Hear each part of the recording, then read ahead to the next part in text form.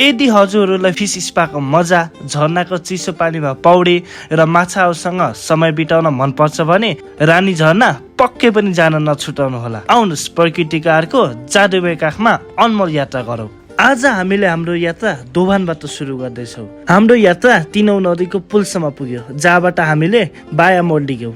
त्यहाँबाट तिनौ गाउँपालिकाको सानो तर सुन्दर बजारमा पुग्यो। यो ठाउँको हरियालीले मनै लोभ्यायो। हामीले तिनौ नदी र घना जंगलको रमणीय दृश्य देख्दै अगाडि बढ्यौँ, तर ट्रकको धुलो भने लास्टै खायो है।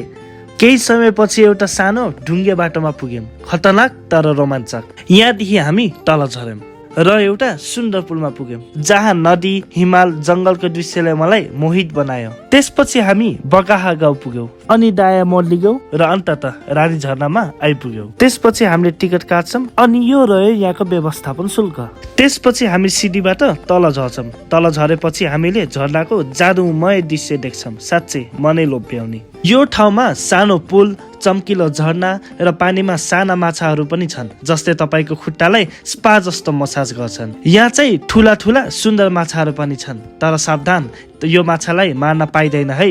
यदि हजुरहरूलाई पौडी खेल्न चाहनुहुन्छ भने सावधानी अपनाएर खेल्नु होला, किनभने यहाँको पानी चाहिँ अलि गहिरो छ। यदि हजुरहरूलाई पकाएर खान वा क्याम्प फायरिङ गर्न मनपर्छ भने यो ठाउँमा त्यो फेसिलिटी पनि रहेको छ, तर जताभावी फोहोर नगरिदिनु हुन अनुरोध गर्दछौँ। यो थियो हाम्रो रानी झरनाको जादुमय यात्रा। प्रकृतिको यो स्वर्गमा एकपटक अवश्य आउनुहोस्, तपाईँको मन पनि जितिनेछ। भेटौँला अर्को साहसिक यात्रामा। धन्यवाद।